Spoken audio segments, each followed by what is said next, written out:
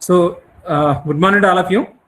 So, in the last class, I gave you a structure OH, COOH, and here you will have NH2. Okay. So, this is the compound you are supposed to synthesize.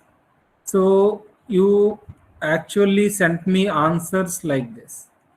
You'll have salicylic acid, and then you would most probably be doing nitration, HNO3 by H2SO4, and that is going to give you OH, COOH, and NO2, and which upon hydrogenation or H plus iron metal acid catalysis, you will be getting this compound. We call it as OH, NH2, and COOH. So, any one of you, can you tell me whether we can get this product or not? Is it really possible? Hello? Is there any flaw in this strategy? Hello? Hello? Is there anybody online? Yes, sir. Yeah. Can you tell me if this works or not? Especially the first point. Yes. So here we have this paradox. Okay. Both NH2 as well as hydroxy. So both are ortho-para-directory. Ortho-para-directory. It is never possible to get meta-directory combination of two nucleophilic substituents or activating substituents. So in this strategy, in this kind of a situation, so we have one strategy where we'll add a removable functional group. Removable functional group. Okay.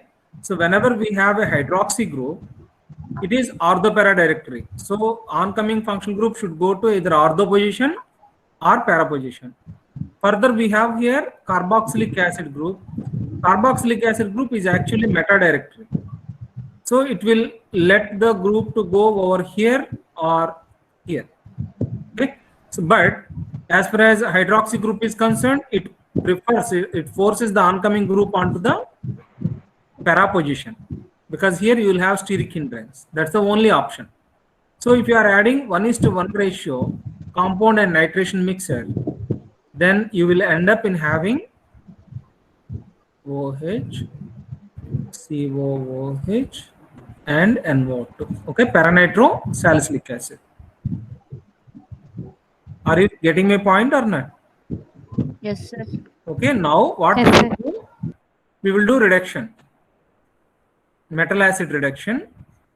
Then we can get para-amino salicylic acid, OH, NH2, COOH. Now we will do nitration again. Nitration again by using controlled reaction environment. So here this is deactivated, this is highly active, and here we have already a substituent is already there. So where the nitro group will go? The only option that is available is NH2, COOH, and OH. The oncoming nitro group will go to this position. Now what we will do? What we have to do to remove this position, remove this functional group? What we have to do? Hello? How can you remove amino group from anilines?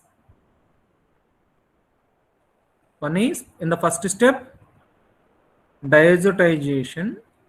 Second one, Sand-Meyer reaction, where we boil this compound, the diazonium salt, with acid to ultimately obtain OH, COOH, NO2. Okay. Now you have to reduce it.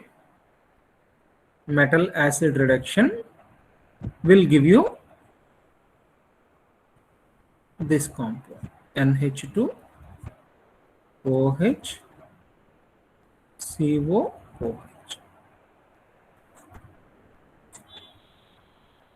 Hello, did you understand the Sir. concept here? Yes, sir. Yes, Very sir. good.